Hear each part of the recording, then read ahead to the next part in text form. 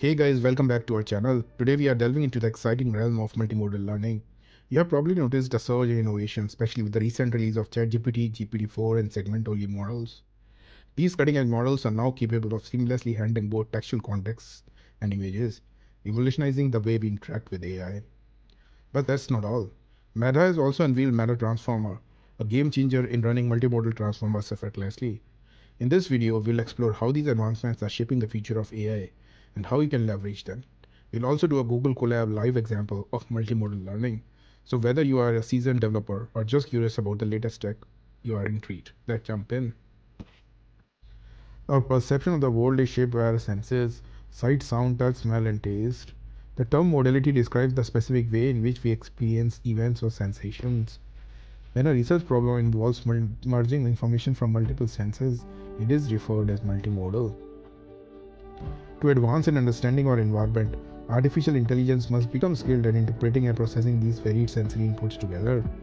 For instance, in the medical field, automated detection and classification systems that utilize both medical images and clinical data from electronic health records, such as patient information, previous diagnosis, and lab results, are likely to yield models with improved performance, much like human physicians. So now we have a use case for multimodal learning for our application.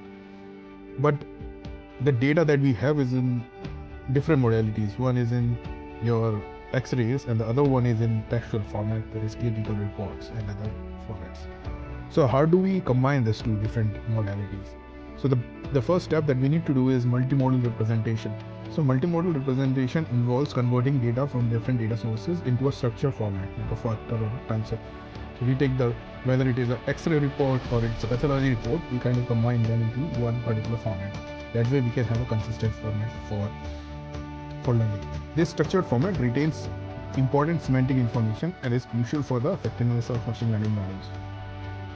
But there are challenges as well. So extracting features from diverse and heterogeneous data sources while effectively leveraging their combined strength is a complex task. It is important to avoid redundancy and ensure that each modality contributes uniquely to the representation. So how you can do that? So you can do it in a couple of ways. So one of them is the joint representation and the second one is coordinated representation. So what is a joint representation? Joint representation, in this approach, each individual modality is encoded separately and then mapped into a shared high-dimensional space. This method works well when the modalities have similar characteristics or nature. If you have text and images, both the text and images are transformed into a common representation space, like in vector. The second one is the coordinated representation. Here, each modality is encoded independently without considering the other modalities. However, there is a constraint imposed on their representation to ensure coordination. For example, their linear projections should have a high correlation. Even though text and images are processed separately, there is a restriction in place to ensure their representation align in a meaningful way. It is evident that understanding and effectively utilizing the representation is fundamental for successful machine learning models, especially in scenarios where data comes from diverse sources. So let's dive deeper into these representations and take it from there. So the idea behind data fusion is pretty straightforward. The concept is that you combine two different data sources to do some kind of a prediction. Image fusion is a technique for combining the information from several imaging data sources acquired from the same or different modalities. So what it means is that data fusion requires more than one data source. You can have like the same source, like T1 and T2 of MRI, what it means like test 1 and test 2 of MRI, or you can have different exams like MRI and CT. The traditional image processing literature refers to these as channels. So these are channels, like what do you use for data fusion are channels. Data channels can be heterogeneous, they can be complementary, concordant, discordant, synchronous or asynchronous, and even redundant with different scales that must be normalized. So it doesn't really matter which kind of channels you have, but they need to be normalized before you combine them. So like if you think of the tests like MRI and CT and PET, these are medical tests for, let's say, for the same organ, then they sound similar, but they have differences in terms of the representation. So they need to be combined. The difference needs to be considered before you are combining them. The advantages of data fusion are kind of very obvious now so far, to provide different type of information to help increase certainty about the diagnosis. So if you have MRI and CT, they kind of are done on the same organ, but they are interpreting the results differently, so they give more information. To combine source features and extract the new or hidden information with increased certainty, to enhance the abstraction and completeness of data by effectively combining them. So these are some of the examples. Now let's look at what are the different algorithms or architecture of fusion. One of the first architecture is the early fusion technique. Early fusion technique merges the various data channels at the beginning of the machine learning model training. So here the idea is that, let's say if this is the model, this is first one and this is the second one. So you, after the data sources are identified, you combine them in the data fusion technique and then passed to the model for training. The unimodal local feature are initially extracted from their individual inputs and then concatenated into a joint representation. Therefore, the unified model must ensure that the data features are correctly aligned in order to enable joint processing. As a result, converting data sources into a single vector is a significant challenge. But this is not that easy, if you ask me. The conditional independent criteria between data sources are not always true, as multiple modalities may have different correlated features, possibly because of acquisition settings. So if you're using CET and PET and CT scans, they have different acquisition settings. So it's not easy to combine them. Therefore, different data source collection modalities are typically spatially aligned with a standard pixel sampling rate. So that's the main idea behind this. So therefore, different collection modalities are typically spatially aligned with a technique called image registration with a standard pixel sampling rate to make a common ground for fusion. If the data is aligned correctly, the cross correlation between data items may be exploited. So this is very important. So we can mark this as bold. I don't think you can do bold in Colab, or at least not in this format. So I guess that's fine. But if you look at this example, let me open this in new tab.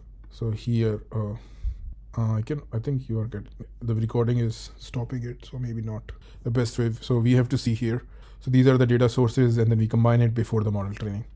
Late fusion or late or ensemble fusion. In late fusion, the individual streams fully process each data channel separately, and then outputs are merged at a decision making or prediction stage through summation, average operation, or majority voting. So this is more like ensemble fusion, right? So you have different data sources, you run them parallelly, you train them parallelly, and then you combine them using these different operations. So like majority voting, summation, and average operation. Similar to the ensemble technique, the late fusion process learns the optimal combination of each component that maximizes performance. The learning process handles the error independently, decorrelates errors, and thus improves performance with respect to each modality. The major drawback lies in the limited potential for the exploitation of cross correlation between different unimodal data. So here you can see the architecture is a little different here. So here there was one model, right? Here there are two different models that are trained separately and then they are combined. So that's the main difference here. So the problem here that it's not easy to combine different models. That's why the potential is limited. Then there is a different kind of fusion called joint fusion. Joint fusion was introduced to fuse the imaging feature representations with the clinical feature before feeding them into the model. Because of the differences between imaging and clinical features in dimensionality and dynamic range, different models were introduced to scale their clinical features before fusing and improving their performance. So this is an example of joint fusion. So here we do both, right? And the idea here is when you have features like models like clinical data that could be in EHR format, electronic health records, and then you have the scans, which are maybe CT or MRI or X-rays, right? So here the difference is that you can see that there is one model. It's kind of split into this. These are two different models, and then some part of it does full fusion, late fusion, or some part of that does the early fusion. So if you see here in this example, like the inputs are separate, like you have the image data, you have the clinical features, you have the metadata.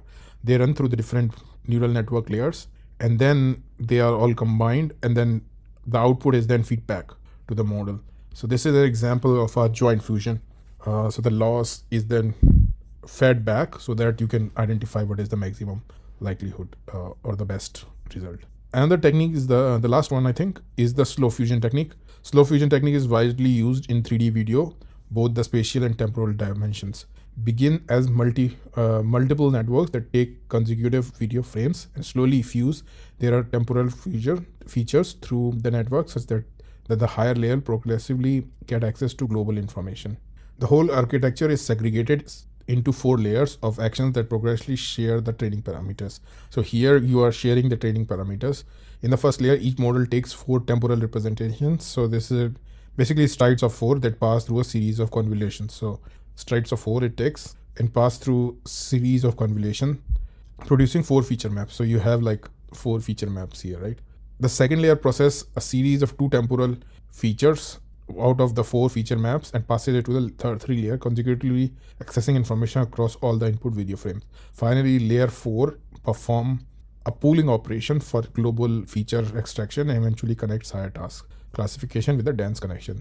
Therefore, the machine learning or CNN model benefit from this powerful feature with subsequent fusion connections. So this is generally used in 3D videos, right? And you take consecutive video frames and slowly fuse their temporal features. And this can be done with like this architecture, but it can vary. So this is not like the only architecture. Let's quickly take an example of multimodal learning with images. So multimodal learning with medical images could be a tedious task.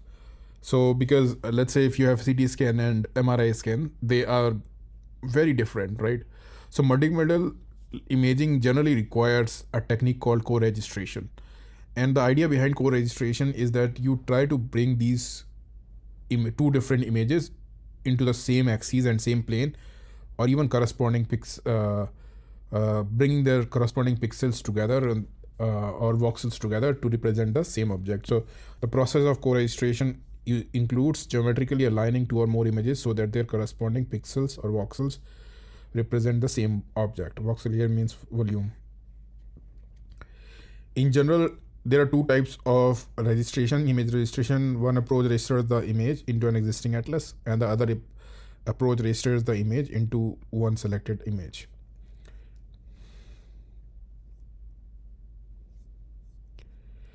Multimodal learning has many real-world examples. So like if you merge PET-CT and PET-MR, so you have MRI scans and PET-CT scans. Molecular imaging has a limited spatial resolution. It cannot precisely show the location of tumors or tracers, right? So by acquiring CT or MR images with the same physical device, the precise anatomic location can be determined. So you kind of merge these two, CT scan and PT scan, and then so this is B is CT scan, and the first one is co-registered scan, and then C is the PT scan. So you kind of combine these two, so get this one. CT MRI fusion for radiation therapy is another example, as MRI has a superb soft tissue resolution and can show tumor, which is difficult to appreciate on CT. On the other hand, MRI does not reflect radiation attenuation, which is critical. So you kind of merge these two, and now in this case you have CT and MRI, and then it becomes CT MRI. So let's look at an example. So let's look at a working example here. So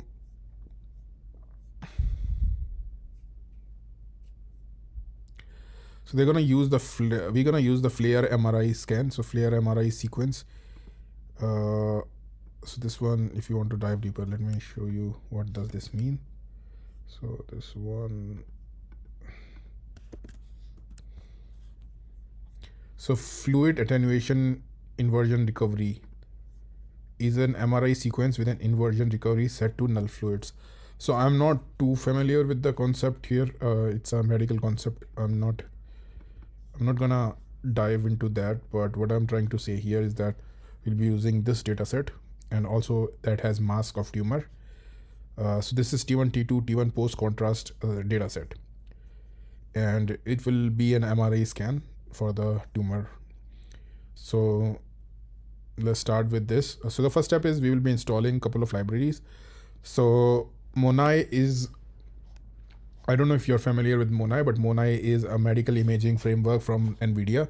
It is most widely used nowadays for medical imaging and performing all these machine learning operations on medical imaging data. They have like a custom wrappers around all these models, and they also provide their own models. So you can go and check out it from the link in the description. It's an open source tool, and it is built on top of PyTorch. Yeah, this one I have used it quite a lot, and this whole medical imaging framework provided on NVIDIA is is kind of a must for your machine learning application, if you ask me. And the main part of it is the Monai core. So let's not dive deeper. We will probably cover it in a separate video. But for now, I will be installing Monai. WhenDB is your weights and bias, so you need to get the key for it. So I have already got the key. So I'm just gonna run this. Now I have these libraries that I need to install. So these I'm currently using T4 GPU. It's a Python Google Colab notebook and a Python GPU. So now I'm gonna install all these, import these packages. I specified my WhenDB keys to hide it. I'm not gonna run this command. And then, so now you are setting up, making these training process deterministic. So I set up the random seed here and then set up some seeds, making it deterministic, and this here. Set up hyperparameters. So these are some of the hyperparameters. So learning rate is 1 e raised to minus 5. Batch size is 4 that I'm gonna use, and epochs is 15. So I'm gonna run this, and of course the CUDA is available because it's a GPU machine that I'm using. And these are the links to Nifty files for the tumor dataset, and this is the CSV. So what the heck has happened here? So I've mounted these. I had some issues previously, so it's kind of showing me error. So let's clear this.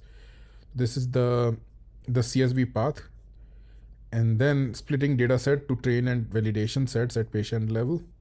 So I'm now gonna split the training and testing dataset to this level. So if you see here, number of training sample in the dataset is 248. Number of negative trained samples is 225. So it's a very balanced data set. Number of positive validation samples are 59. Number of negative validation samples are 53. Ratio of positive to negative samples is 1.022. So this is a very diverse data set, I would say. Here I just did the training and testing split. So the training size is 80% of the data, and the testing side is, you can set up your own testing size, but this is what I have set here. Right. And similarly, like, you can calculate some of these. You can do this number of positive samples, number of negative samples. So you can see that number of total positive samples is 307. I just plotted it on histogram, and number of negative samples. So this is the management value, and this. Now this is the data set that I'm gonna use. So I'm gonna show you guys what the data set would look like if I can find it directly.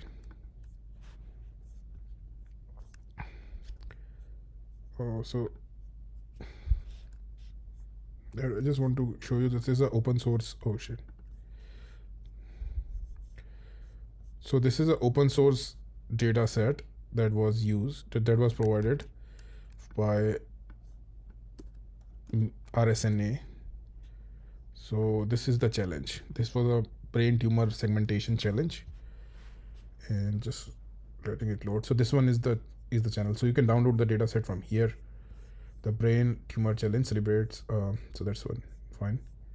So utilizes multi-institutional cooperative baseline multi-parametric magnetic region MPRI scans, and focuses on the evaluation of the state of the art for segmentation of intrinsic heterogeneous brain glioblastoma. So I'm not familiar with the medical terms, but this is what they're trying to do here. So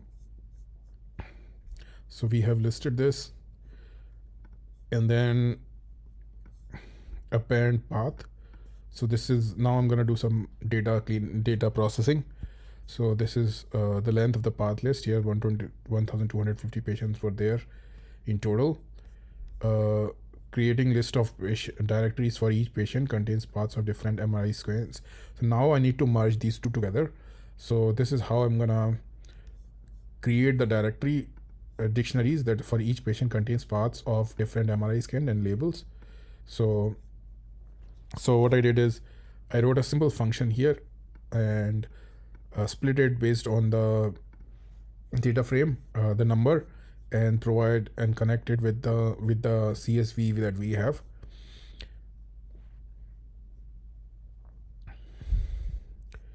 Now you need to do some transformations on the data. So I used a mn transfer compose function. I load the image, and then here I create two channels. So you can see, as I mentioned earlier, there are channels when you have different modalities. So here you have T1 and T2WI. These are the two different modalities. Now I'm gonna combine them so that their pixels are aligned in the same plane. So I'm gonna transform these, resized, so and concatenated. So this is where the multimodal learning is happening. So these are the transformations I did here. So like load image with the keys. These are the two different scans that we had, and then resized and then normalized the intensity so that they are kind of similar, and then concatenate these, and then here I'm providing another operation, a fine random affine transformation. So this is a Monai function, and what it does is basically converts your, it's just a parameter to the random affine transformation function, and it converts the image into the same plane basically for you. And then another function that here is to compose these into, so if you look at the definition of affine transformation, it's a dictionary based so if you look at here, dictionary, the transformation is capable of lazy execution, and this is how the function looks like.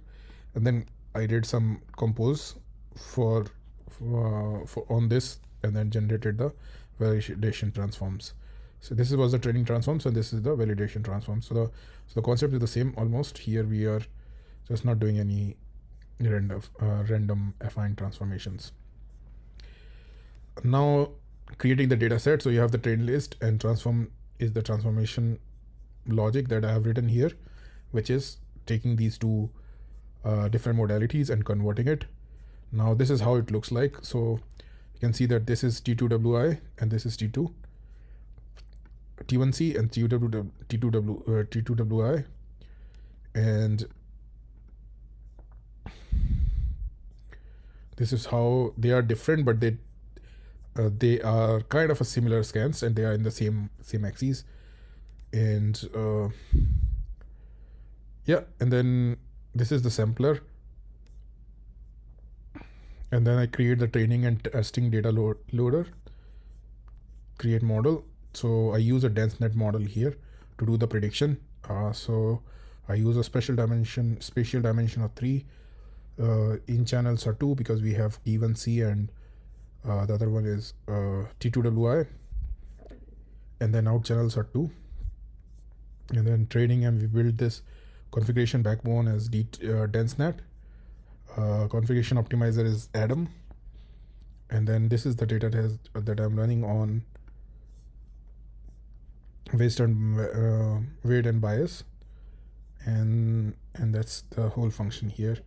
So you can see that this is all the technique that was used. So this is gonna read the training approach where we are doing the training here. So this is gonna load the data, then load the model, loss function is applied backward. So this is your model that we are running here, and then we keep running this till we get the best metrics, and then yeah, train completed, best metrics is printed, and that's it. So after performing this, and then if you look at it, before the registration is required, so you do the registration of the image, and all this will result in the best performing model for you automatically. So here we are doing the calculation of like whether this is better accuracy or not. If it is better, then it will log it, otherwise it will keep continue, and finally the results are printed. So that's how a multimodal learning works. There are other techniques to do that. This is something that I kind of took from a Google. So this is taken from the Shariar paper.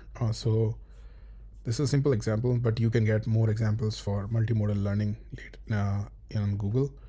But I just wanted to go through this whole situation of how you're going to do the image to image multimodal registration. And there are other examples like you can use, like this one. Let me show you.